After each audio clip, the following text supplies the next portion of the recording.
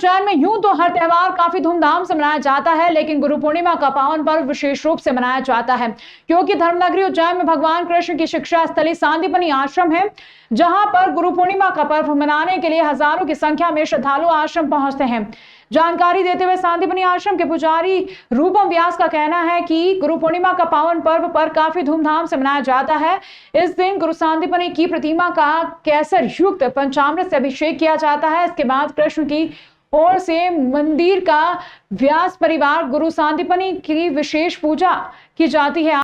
आज के दिन जो बच्चे पहली बार स्कूल जाते हैं उन बच्चों से गुरु सांदीपनि के समक्ष स्लेट पर 3 मंत्र लिखाए जाते हैं। ऐसी मान्यता है कि गुरु पूर्णिमा के दिन गुरु सांदीपनि के समक्ष स्लेट पर मंत्र लिखने से बच्चों का उज्जवल भविष्य होता है। अगर मैं सही से पढ़ाई लिखाई नहीं करे, कोई ज्यादा गुस्सा क्रोध करे, किसी की तबीयत खराब हो,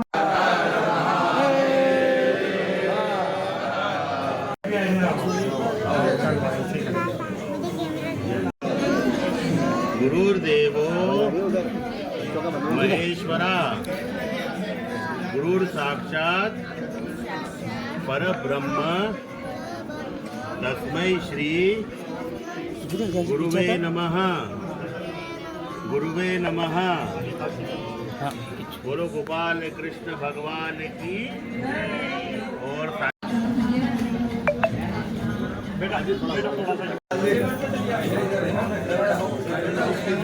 ये जो उज्जैन का प्राचीन स्थान है, भगवान कृष्ण की शिक्षा स्थली है, महर्षि सांदीपनि ऋषि का आश्रम है। यहाँ भगवान कृष्ण 64 दिन रुके थे। 64 दिन में समस्त 64 विद्या और 16 कलाओं का ज्ञान यहाँ पर प्राप्त किया है, क्योंकि ज्ञान की तो सबसे बड़ा स्थान है ये, क्योंकि स्वयं नारायण यहाँ पर आके विद्वान बने हैं। तो यहाँ पर भगवान कृष्ण जब यहाँ पर थे अपने बड़े भाई बलदाऊ जी के साथ, जब भी वो पूर्णिमा के दिन यहाँ पर उनका गुरु जी का गुरुपाद पूजन किया करते थे, वैसे ही उसी परंपरा का निर्वहन करते हुए आज भी सांदीपनि वंशज व्यास परिवार पुजारी परिवार के द्वारा यहाँ पर गुरु पूर्णिमा का महापर्व मनता चला आ रहा है। यहाँ पर भगवान सुबह सांदीपनि महाराज का पंचामृत अभिषेक पूजन संपन्न हुआ है। साथ में यहाँ पर विश्व शांति के लिए हम लोग हवन करते हैं, वो हवन किया गया है। भगवान को नई पोशाक धारण कराई गई है, नई ध्वजाजी बदली गई है और भगवान को यहाँ पर श्रृंगार वगैरह किया गया है। साथ ही जो बच्चे प्रथम बार विद्यालय जाना शुरू करते हैं, विद्यालय जाने के पूर्व यहाँ पर बच्चों को 3 मंत्र लिखवाए जाते हैं। ओम श्री गणेशाय नमः, ओम श्री सरस्वती नमः और ओम श्री गुरुवे नमः, क्योंकि ये तीनों मंत्र सबसे पहले गुरु सांदीपनि जी से सीखकर भगवान कृष्ण अपनी स्लेट पर लिखे थे। उसके उनका संस्कार हुआ था, उसके बाद उनकी पढ़ाई शुरू हुई थी। तो वही परंपरा आज भी यहाँ पर है कि यहाँ पर भगवान बच्चों को 3 मंत्र लिखवाते हैं। दूर दूर से पालकगण लेके आते हैं अपने बच्चों को और उसके बाद यहाँ के बाद फिर स्कूलों में प्रवेश दिलवाते हैं। भक्तों, आपने कभी सोचा है कि बाबा महाकाल को कालों के काल का देवता क्यों कहा जाता है? आइए आज हम जानते हैं शास्त्रों से क्या उल्लेख है। दरअसल उज्जैन के विश्व प्रसिद्ध महाकालेश्वर मंदिर में शिवलिंग को कालों के काल महाकाल की संज्ञा दी गई है। क्या आपको पता है कि विश्व का एकमात्र ऐसा शिवलिंग है जिसे महाकाल की संज्ञा क्यों दी गई है? इस रहस्य को उजागर करते हुए महाकाल मंदिर के वरिष्ठ पुजारी महेश शर्मा ने बताया कि महाकालेश्वर मंदिर के गर्भगृह में स्थापित यह शिवलिंग दक्षिण मुखी है।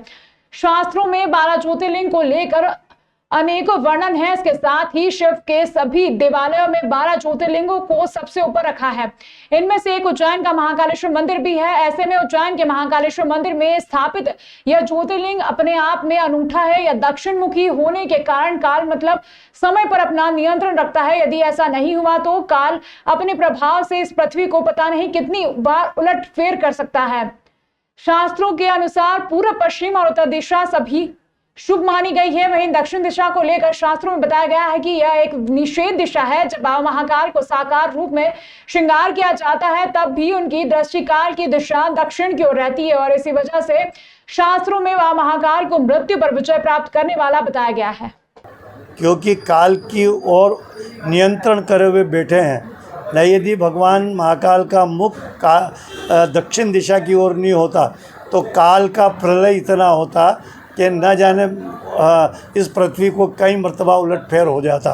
इसलिए उसका नियंत्रण है, नियंत्रण किया हुआ है काल को, इस दिशा को नियंत्रण किया है, समय को नियंत्रण किया है। इसलिए बाबा महाकाल को कालों के काल महाकाल कहा जाता है। शुभ कार्य हमारे हिंदू सनातन धर्म में 3 दिशा है। पूरब, पश्चिम और उत्तर, दक्षिण दिशा हमारे लिए निषेध होती है, इसलिए उसमें कोई भी शुभ कार्य नहीं किए जाते हैं।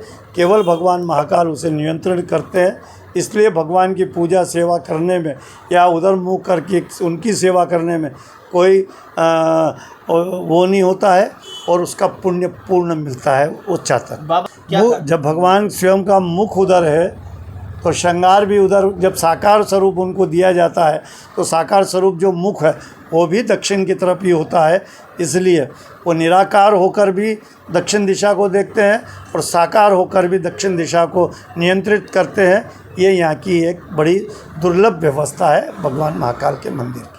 उज्जैन के भगवानगढ़ स्थित भरतरी गुफा के गादीपति महंत पीर योगी नामनाथ महाराज ने क्षेत्र के पटवारी पर गंभीर आरोप लगाए हैं। महंत का आरोप है कि क्षेत्र के पटवारी आशीष योगी द्वारा मुझे फोन कर नियुक्ति पत्र मांगा जा रहा है, जिस पर मेरे द्वारा पटवारी से यह सवाल किया गया कि आप नियुक्ति पत्र क्यों मांग रहे हैं। इस पर पटवारी ने जवाब देते हुए कहा कि कलेक्टर साहब के निर्देश पर मेरे द्वारा आपका नियुक्ति पत्र मांगा जा रहा है। वहीं महंत का कहना है कि जब मेरे द्वारा पटवारी से यह कहा गया कि इस संबंध में मैं कलेक्टर महोदय से बात कर लूंगा, तो उसने ऐसा करने से साफ मना कर दिया। महंत ने अपनी पत्र में और कलेक्टर को संबोधित करते हुए यह लिखा है कि क्षेत्र के पटवारी द्वारा कलेक्टर के नाम दुरुपयोग कर संत महंतों को डराया धमकाया जा रहा है। वहीं शिकायत मिलते ही कलेक्टर ने मामले में जांच के आदेश दे दिए हैं। कलेक्टर नीरज कुमार सिंह का कहना है कि मामले को लेकर मुझे एक शिकायत प्राप्त हुई है, जिसकी जांच हेतु एसडीएम को निर्देशित कर दिया गया है। तो कल इस मामला था, परसों का दिन एक पटवारी है, उसने फ़ोन लगाया, फ़ोन करके आज 6:30 बजे लगभग बोला महाराज जी आपकी नियुक्ति पत्र जो है ना भरतरी गुफा की। बोला भरतरी गुफा की नियुक्ति पत्र आप क्यों मांगते हैं? हमारा अखाड़ा योग महासभा अखाड़ा है ना, संप्रदाय के अध्यक्ष योगी आदित्यनाथ जी, उपाध्यक्ष मंत्री जी है, ऐसे परंपरा रहते हैं हमारा संप्रदाय में। वो लोग हमारे को नियुक्ति करते, बैठने वाला सब वही रहते हैं। फिर नियुक्ति पत्र ये हमारे की क्या संबंध है? कलेक्टर साहब ने मांगा है यार, कलेक्टर साहब से हम खुद फ़ोन कर लेंगे, नहीं तो आप कलेक्टर साहब मेरे को फ़ोन कर लेते हैं, नहीं तो कोई भी लिखित में भेज देगा। फिर भी कोई भी चीज़ ज़रूरत पड़े तो ऐसा कुछ सूचना नहीं दिया। फिर इन्हें बोला नहीं, कलेक्टर को नहीं बोला मेरे को देना, मेरे को दूँगा, मेरे को कहीं देना है। बोला ऐसा नहीं देते हैं हम किसी को भी, उसको उसी प्रकार से बड़ा धमका के बोल रहता है ऐसा। फिर इससे पूर्वज भी एक बार 2 बार मुलाकात हो गया था नियुक्तेश्वर विषय में, इधर उधर फिर कुछ लेन देने की बात कर रहा था, कुछ दे तो हम ऐसा कुछ आपको मदद करेंगे, ऐसा नहीं करते हम लोग। ऐसा पहले बताया था, मविनाथ है ना शिष्य रहते हैं, उनसे बातचीत चर्चा हो रही ऐसा। फिर हमने मना, इसी पता नहीं किसी कारण से ऐसे गुस्सा करके हम उनसे बातचीत किया उसने। फिर मैंने सीएम को भी पत्र लिख के दिया, कलेक्टर साहब को भी दिया, फ़ोन भी करवा के बात किया था, उमेश नाथ जी को भी फ़ोन किया था, उमेश नाथ जी ने भी साहब से बात कर लिया। फिर उनकी देख कार्य करें दंड देंगे ऐसा बोल रहे हैं। क्या लगता है आपको काहे के लिए वो आपसे मांग रहे थे?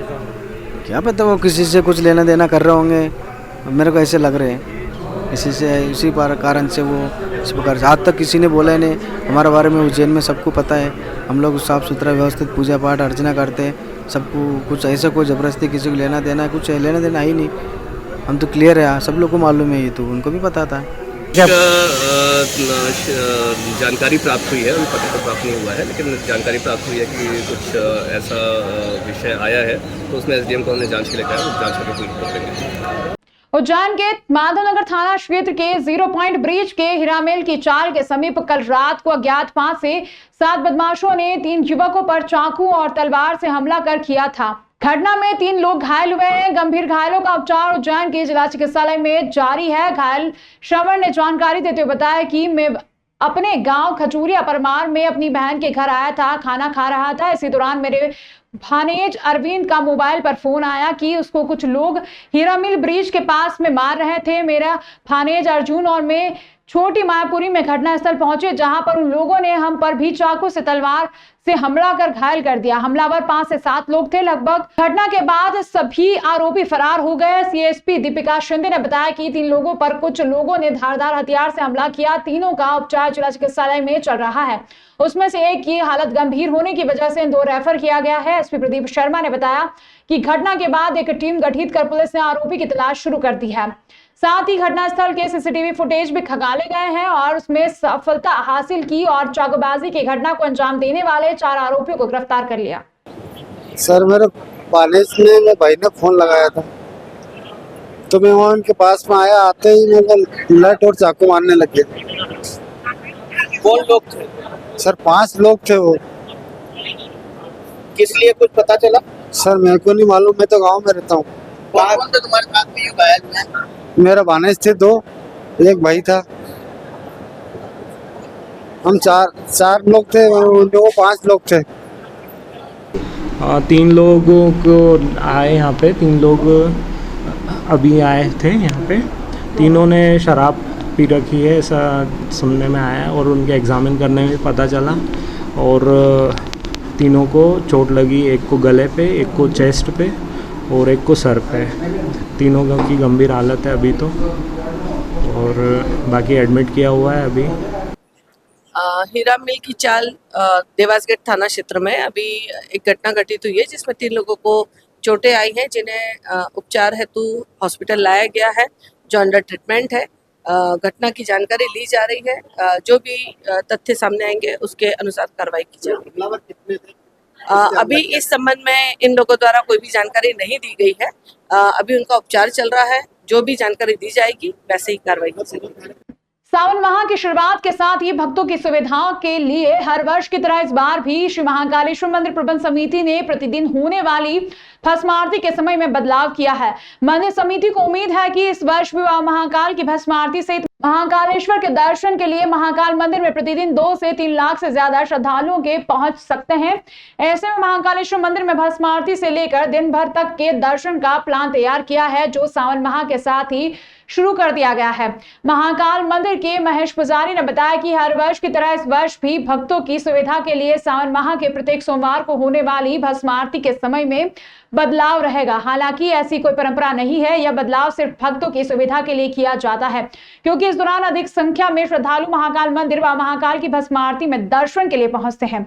अधिक से अधिक भक्तजन भस्म आरती के दर्शन कर सके, इसलिए मंदिर प्रशासन ने चलित भस्म आरती की व्यवस्था भी की है। इसके साथ ही महाकाल मंदिर समिति ने सावन भादो माह में महाकाल की दर्शन व्यवस्था मंदिर के पट खुलने से लेकर बंद होने तक के दौरान भक्तों के लिए सुलभ व्यवस्था की है, जल्द से जल्द महाकाल के दर्शन हो सके। मालूम हो कि सावन माह में महाकाल की 5 सवारी और भादो माह में 2 सवारी निकलेगी। महाकाल के दर्शन और पूजन के लिए ये 7 दिन अहम रहेंगे। पहली सवारी 22 जुलाई को और आखिरी सवारी 2 सितंबर को निकाली जाएगी। इस दौरान सामान्य दिनों में मंदिर के पट जहां तड़के 4 बजे खुलते हैं, वहीं सावन के महीने में हर रविवार सोमवार की दरमियानी रात को 2:30 बजे मंदिर के पट खोल दिए जाएंगे। इसके अलावा सोमवार से शनिवार तड़के 3 बजे मंदिर के पट खोले जाएंगे। श्रावण मास में भक्तों का सैलाव ज़्यादा होता है, इसलिए केवल भस्म आरती का समय एक आधी घंटे से 1 घंटे का बढ़ाया जाता है। वो इसलिए होता है कि भक्तों को बाद में दर्शन अधिक से अधिक लोगों को मिल जाए। सवाल जो भस्म आरती होती है, वो आरती जो 4 बजे का हमारे यहाँ का परंपरागत नियम है, उसमें थोड़ी सी शिथिलता की जाती है। परंपरा नहीं बदली गई, ये शिथिलता है 1 घंटे की। और 2:30 बजे और 3 बजे द्वार खोले जाते हैं और द्वार खोल के भगवान का जो नित्य पूजन होता है उसी तरीके से पूजन होगा। और पूजन करके भगवान की आरती 1 से पौन घंटे पहले समाप्त हो जाती है। गुरु पूर्णिमा पर बंदी भाइयों को इंदौर से आए कृष्ण गुरुजी ने 300 से अधिक बंदियों को संबोधित करते हुए कहा कि आप यहाँ कैदी बनने के पहले ही काम, क्रोध, लोभ, ईर्ष्या की कैद में थे। आजकल जेल में सब सुविधा मिलती है, सिर्फ परिवार की कमी रहती है। आप अपनी अज्ञानता से यहाँ बंदी बने हैं। जहाँ अज्ञानता है वहां गुरु है। कृष्णा गुरुजी ने बंदियों से कहा कि आप अपने आप से बात करके देखें, आपका गुरु कोई था। कोई इंसान गलत कार्य नहीं करना चाहता, उसकी मन की स्थिति क्रोध, लोभ, लालच, बदले की भावना, जिसका कारण प्रेम ही है। उन्होंने आगे कहा कि आज गुरु पूर्णिमा है, जिसे मार्गदर्शन दिवस के रूप में मनाते हैं। जो हुआ उसे भूलकर आगे कोई कार्य ऐसा ना करे जिस पर आपको यहाँ आना पड़े। इस दौरान कृष्णा गुरुजी सभी बंदी भाइयों को संकल्प दिलाया कि जब तक जेल में है तब तक जेल के नियम अनुसार अनुशासन का पालन करें। आगे से कोई कार्य ऐसा नहीं करे कि तुम्हें पुनः कैदी ना बनना पड़े। कृष्णा गुरुजी ने गुरु पूर्णिमा को मार्गदर्शक दिवस के रूप में मनाते हुए अंत में भजन संध्या ध्यान करवाया, जिसमें बंदी रम गए और 7 भजन गाने लगे। इसके बाद उप जेलर सुरेश गोयल ने भी एक गीत सुनाया। कार्यक्रम की शुरुआत भगवान महाकाल की तस्वीर पुष्पमाला अर्पित कर की गई। इसके पश्चात उप जेलर सुरेश गोयल और जेलर जसमन डाबर ने पुष्पमाला पहनाकर सम्मान किया। कार्यक्रम का संचालन उप जेलर सुरेश गोयल ने किया और अंत में जेलर जसमन डाबर साहेब ने आभार माना। इसके बाद कृष्णा गुरुजी ने सभी बंदियों को प्रसादी का वितरण किया। इस दौरान बंदियों ने गुरुजी से आशीर्वाद भी लिया। मालूम हो कि गुरु पूर्णिमा के कार्यक्रम इंदौर से आए हुए कृष्णा गुरु के साथ पिंकू यादव, अनिल मीना और प्रमुख रूप से मनोज भटनागर भी मौजूद थे। तेरी करम कहानी तेरी आत्मा ही जाने, परमात्मा ही जाने, तेरी आत्मा ही जाने, तेरी करम कहानी आत्मा ही जाने, परमात्मा ही जाने, तेरी आत्मा ही जाने, हमें पूरे की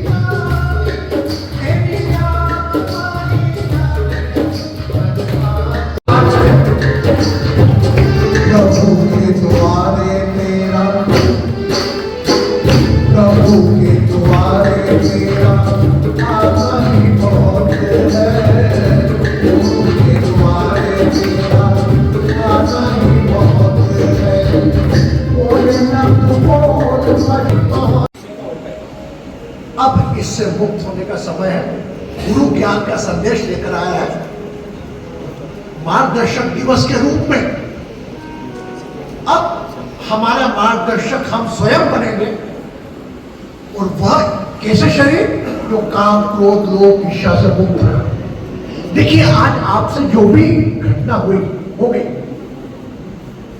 जिस किसी कारण से आप यहाँ हो सकता है कुछ लोग सोच रहे हैं मैं निर्दोष हूं, आपके माध्यम से उज्जैन की सांदीपनि की नगरी में गुरु पूर्णिमा को प्रणाम करते हुए आपको शुभकामनाएं देते हुए मैं आया हूं। यहाँ पर भैरवगढ़ जेल प्रशासन की अनुमति के बाद मार्गदर्शक दिवस गुरु पूर्णिमा का नया रूप लेकर और बंदी भाइयों से बात करने कि उनकी अज्ञानता ही उन्हें कहीं ना कहीं यहाँ पर एक बंदी के रूप में बनाया। तो आपके जीवन का पहला गुरु आपका विवेक है। अपने विवेक का उपयोग करें, काम क्रोध लोभ ईर्ष्या दूर रहे, यह संकल्प हमने उनको दिलवाया और उनके साथ भजन के साथ गुरु पूर्णिमा मार्गदर्शक दिवस हमने मनाया। उनको क्या संदेश दिया ताकि ये संदेश ये दिया कि जीवन एक क्षणिक है, जब तक रहे आपस में प्रेम बनाकर रहे, जेल के प्रोटोकॉल के हिसाब से रहे और अपने मन की परिस्थिति से अपने विवेक को ना बहने दे, अपने विवेक को सर्वोपरि रखे। अगर आप आपके साथ हैं तो हिंदुस्तान का हर दिव्य शक्ति आपके साथ है। उज्जैन के उदासीन अखाड़े के महंतों के बीच वर्चस्व को लेकर विवाद हो गया। विवाद में एक महंत ने दूसरे पर डंडे से हमला कर दिया। महंत सत्यानंद को गंभीर चोट लगने के बाद उन्हें जिला अस्पताल में आईसीयू में भर्ती किया गया। इसके बाद वह महंत ने महाकाल थाने में रिपोर्ट दर्ज कराई है। उज्जैन के महाकाल थाना क्षेत्र के रामघाट के पास उदासीन के महंत सत्यानंद पर अखाड़े के ही महंत राम मुनि ने डंडे से हमला कर दिया। सत्यानंद को मई माह में महंत बनाकर उज्जैन के उदासीन अखाड़े में भेजा था। सेवकों से आश्रम की साफ सफाई करवा रहे थे। सफाई कर ही रहे थे कि महंत राम मुनि अपशब्द कहने लगे। मना करने पर गंदी गंदी गाली देने लगे। कुछ देर बाद राम मुनि ने पीछे से आकर एक डंडे से सिर पर 2 वार कर दिए और हाथ पैर पर डंडे से मारपीट की, जिसके बाद घायल अवस्था में अखाड़े के सेवकों के साथ जिला अस्पताल भर्ती करवाया गया। फरियादी महंत सत्यानंद ने बताया कि मेरे आने के बाद से ही राम मुनि जलन की भावना रखते हैं, जबकि मैं पंचों के आदेश के बाद उज्जैन के अखाड़े की व्यवस्था संभालने के लिए आया था। राम मुनि नशे में गालियां देते हैं। वे लगातार चीलम पीकर नशा करते हैं। मामले में महाकाल थाने में आरोपी राम मुनि के खिलाफ पुलिस ने मामला दर्ज कर लिया है। आज सुबह लगभग 8, साढ़े 8, 9 बजे के लगभग मैंने अपने आश्रम के सेवादारों को और भंडारी आने लोगों को जो है भंडार की सफाई में लगा रखा था। तो उन्हीं को चेक करने और बाहर अन्य गतिविधियों को देखने के लिए मैं कमरे से बाहर आया। मैंने तौलिया लपेट रखा था। इसी बीच राम मुनि नाम के एक व्यक्ति हैं, उन्होंने क्या किया, तो वो अचानक मुझे रूम से बाहर देखकर माँ बहन की गंदी गंदी गालियाँ देने लगे। अब मुख्य वजह क्या है ये अपने को भी नहीं जल्दी समझ में आया, क्योंकि वो हमेशा नशा करते हैं, चिलम से गांजा वांजा पीते हैं, तो इसलिए नशे करने वाले लोगों से मैं थोड़ा सा मतलब कम बचना का हमेशा प्रयास करता हूँ। मैं चाय भी जल्दी नहीं पीता हूँ। तो गाली गलौज करने लगे तो मैंने उनसे कहा गाली मत हो, ये जहाँ से है वहाँ भगा दूँगा, ये कर दूँगा, उज्जैन में नहीं रहे, मतलब वो एकदम जान से मार दूँगा, अलग अलग बातें करने लगे। तो मैं कुर्सी पर बैठ गया। अचानक पीछे से आकर उन्होंने मेरे सिर पे सबसे पहले 2 बार डंडे से वार किया। उसके बाद उन्होंने मेरे शरीर पे जो है डंडे से वार किया और वो चोट के निशान अभी भी मेरे शरीर में मौजूद हैं। उसमें से अभी देख लो कुछ निशान तो ये हैं, तो वो निशान मौजूद हैं। उसके बाद फिर मैंने बहुत ही आहत हो करके, क्योंकि वास्तव में संतों की ये मर्यादा या परंपरा नहीं है जो आप अपने साथ के किसी भी संत पर आप इस तरह जानलेवा हमला करें, क्योंकि पीछे से सिर पे वार करने का मतलब किसी व्यक्ति की जान लेने के लिए जो है ये हमला किया गया। अब इसमें उनके पीछे कौन लोग हैं शामिल साजिश में, इसका जवाब तो वही देंगे।